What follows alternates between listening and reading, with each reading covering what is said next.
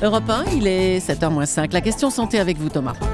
C'est une scène absolument surréaliste à laquelle ont assisté mardi soir des centaines de millions de téléspectateurs. Un joueur uruguayen, donc Luis Suarez, se transformant en chien enragé et mordant le défenseur italien Giorgio Chiellini. Docteur Lemoine, Suarez est un multirécidiviste, il a la morsure facile. Rassurez-nous, c'est quand même rare les humains qui mordent comme ça à tout va. Eh bien, détrompez-vous, Thomas. Ces morsures humaines sont beaucoup plus fréquentes qu'on le croit. C'est un grand classique des bagarres du samedi soir ou des altercations dans un couple.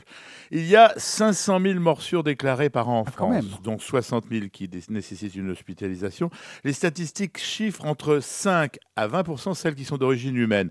Dans 90% des cas, il faut être honnête, c'est l'alcool qui est responsable. Mais comment un joueur comme Suarez, pas spécialement aviné a priori sur le terrain, peut en arriver à une telle extrémité? Ça relève de la psychiatrie, non? Ça obéit au même mécanisme que le coup de boule de Zidane devant 2 milliards de téléspectateurs. Mordre, c'est une réaction archaïque de guerrier stressé, et je doute qu'une sanction, à part l'exclusion à vie, change quelque chose chez ce multirécidiviste qui n'arrivera pas à taire cette manifestation primaire de son agressivité face à ce qu'il ressent comme la menace d'un ennemi. Non mais Suarez, on ne peut pas le soigner, il n'y a rien à faire, docteur? Si, bien sûr, c'est même impératif de le traiter. Ça va être long, mais un bon psychothérapeute peut le sortir de là, si Suarez en exprime la volonté, car l'obligation ne suffit pas. Ceux qui mordent, Jean-François, ou mordillent un peu plus que la moyenne, ce sont les enfants aussi.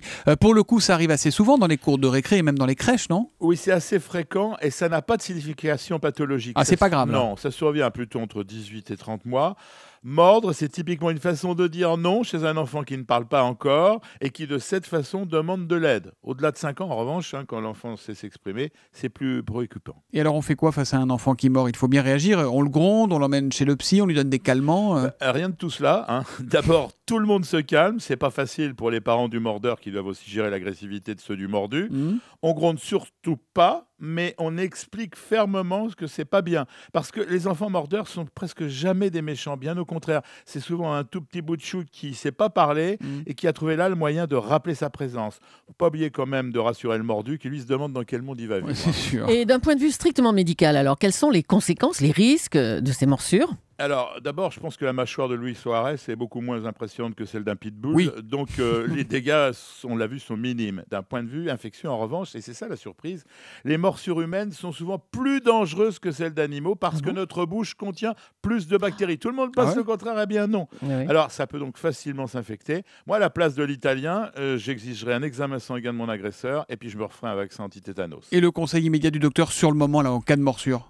Une morsure toujours, laver abondamment avec de l'eau et du savon et rejoindre un médecin ou un hôpital le plus rapidement possible si la peau est très abîmée ou s'il y a un doute sur l'agresseur. La question santé d'Europe 1 avec le docteur Lemoine, Jean-François Lemoine. On vous retrouve demain matin à 7h-5. À demain, bonne journée Jean-François.